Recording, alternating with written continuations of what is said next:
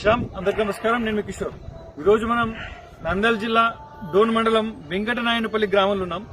ఈ గ్రామానికి సంబంధించినటువంటి ఒక వ్యక్తి ఒక కలెక్టర్ గారికి ఒక విన్నపం చేసుకున్నారు. ఏంటంటే వారి యొక్క నివాస ప్రాంతంలో అన్యమతస్తులు చర్చి నిర్మాణం చేస్తున్నారు, దాన్ని ఆపండి అని చెప్పి అర్జీ పెట్టుకోవడం జరిగింది.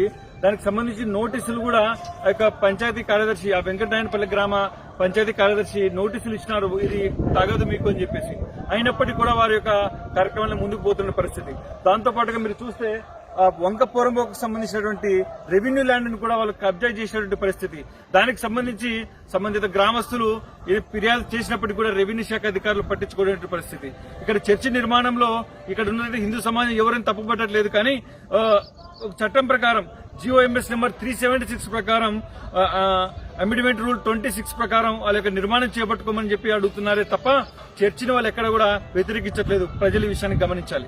దాంతో పాటుగా ఇక్కడ విద్యుత్ శాఖ యొక్క నిర్వహణ కూడా ఒకసారి గమనిస్తే ఆ యొక్క ఇల్లు ఎవరి పేరు మీద ఉంది అంటే లలితమ్మ అనే పేరు మీద ఉంటే వీళ్ళు నేరుగా కనెక్షన్ LT4 గా ఇచ్చేస్తారు. అంటే వాళ్ళు దాన్ని చర్చిగా డిసైడ్ చేసేసినారు.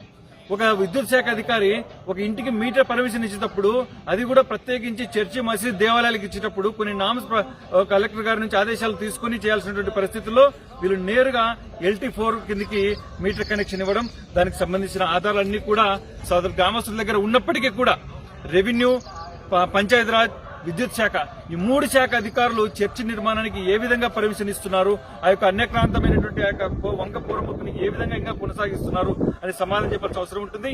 యావత్ హిందూ సమాజం ఈ యొక్క వీడియోని షేర్ చేసి సంబంధిత 3 శాఖల అధికారులకు చేరేలాగా, ఉన్నతాధికారులకు చేరేలాగా చేస్తారని చెప్పి భావిస్తూ జై హింద్.